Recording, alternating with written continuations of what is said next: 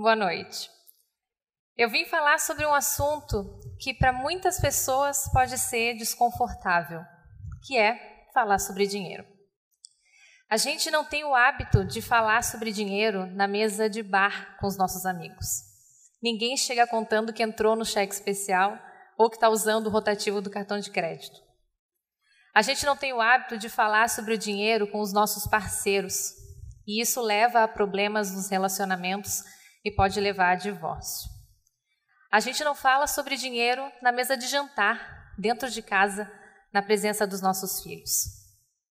E eu acredito que essa falta de diálogo contribui para a situação que a gente tem no Brasil hoje. Que situação é essa?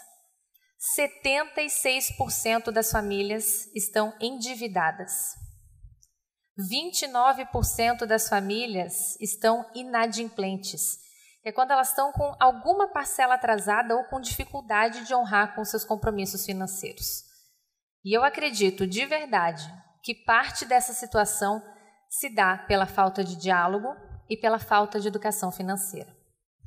Antes de entrar no meu tema e avançar na nossa conversa, eu gostaria de me apresentar rapidamente, dizer como que eu cheguei aqui no palco para falar sobre finanças. Eu sou de Floripa, sou jornalista por formação e trabalhei por mais de uma década na Globo News, entre Rio e São Paulo, e também na afiliada da Globo lá em Santa Catarina.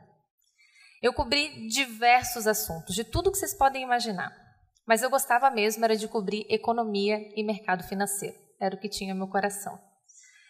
E eu tive um ponto de virada, algo que mudou na minha cabeça, que foi a maternidade. Foi o nascimento da minha filha Gaia em setembro de 2020. Eu comecei numa busca muito grande por propósito. Eu precisava sentir que eu estava fazendo a diferença na vida das pessoas. Eu precisava ver a mudança acontecendo na vida das pessoas. Então eu peguei essa minha paixão por finanças, estudei muito e me formei planejadora financeira. E hoje eu ajudo as pessoas a terem uma relação melhor com o dinheiro. E foi esse bebê fofo aqui da foto, a minha filha, que me trouxe uma seguinte reflexão. Se eu ajudo as pessoas a terem uma relação melhor com o dinheiro, como eu vou fazer com que a minha filha também tenha uma relação melhor com o dinheiro ao longo da criação dela? Melhor do que a que eu tive quando eu era criança.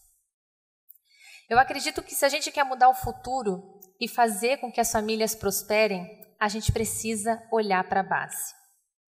Educação financeira é, resumidamente, saber fazer boas escolhas financeiras. E a gente pode buscar essa ajuda hoje, já enquanto jovens adultos ou mais para frente na vida adulta. Mas até lá, a gente vai cometer alguns equívocos. A gente vai fazer escolhas que não são tão boas financeiramente. Eu sei porque eu tive a minha parcela de equívocos financeiros, de uso de cheque especial, de entrar no rotativo do cartão de crédito. Mas imaginem qual seria o impacto se a gente entregasse para o mercado de trabalho uma nova geração que sabe lidar com dinheiro, que tem uma educação financeira. Qual seria o impacto disso dentro de uma família, numa comunidade ou numa cidade? Quero compartilhar com vocês uma história com a minha filha. Na época ela tinha 2 anos de idade, a gente estava sentada no tapete da sala brincando de mercadinho. E a brincadeira era basicamente assim. No sofá a gente tinha espalhado algumas frutinhas e legumes de plástico. Ela tinha uma cestinha de compras e a gente fez os papeizinhos que eram os dinheirinhos. Então ela ia até o sofá, enchia a cestinha dela e vinha até mim, que era o caixa. Me entregava esse dinheirinho. Depois de algumas rodadas, o dinheiro acabou. E ela chegou para mim, toda feliz, com a cestinha cheia de frutinhas e de legumes. E eu falei, olha filha, o dinheiro acabou, não tem como levar os seus produtos. Ela falou, peraí mamãe. Pegou a bolsinha dela no chão, colocou no ombro e saiu da sala.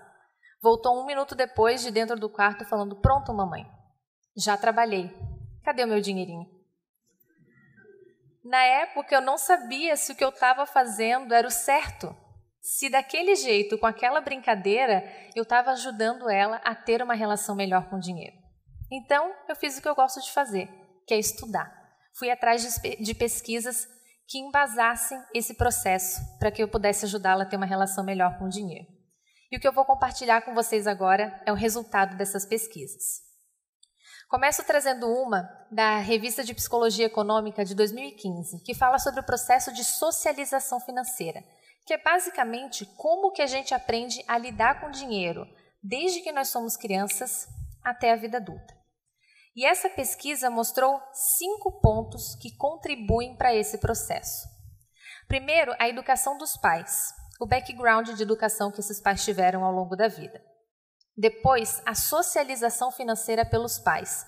Aqui é quando eles estão, de fato, querendo ensinar seus filhos a lidar com o dinheiro, de forma ativa.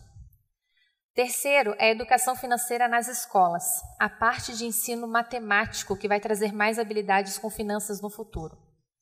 O quarto é a qualidade da educação ao longo de toda a vida desse indivíduo. E o quinto é a experiência e o trabalho, isso já enquanto jovens e mais adultos. Então, a gente tem basicamente 3 agentes que contribuem para esse processo de socialização financeira. A gente tem a família, a escola e o trabalho. E todos os estudos convergem para dizer que a família tem um papel central e fundamental nesse processo de socialização financeira. Temos alguns resultados. Pais que ativamente participaram do processo de educação financeira dos seus filhos, que sentaram no chão, brincaram com dinheirinho, ensinaram de alguma forma, aumentaram em 14% o nível de educação financeira desses indivíduos. Pais que ativamente ensinaram seus filhos a lidar com dinheiro, criaram indivíduos com menos dívidas e com controle maior de uso do cartão de crédito.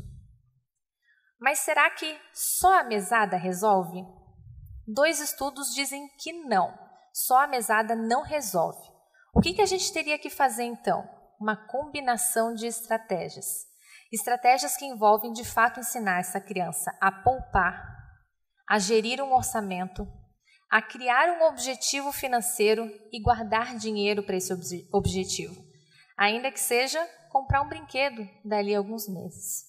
Mas só a mesada não vai ser suficiente. A gente precisa essa combinação de estratégias a partir do momento que a criança tem a capacidade de entender os números. Ela precisa ter essa habilidade. Por volta dos 6, 7 anos, ela vai conseguir. Então, se a gente fizer essa combinação de estratégias junto com a mesada, a gente vai estar contribuindo ativamente para uma educação financeira melhor dessa criança.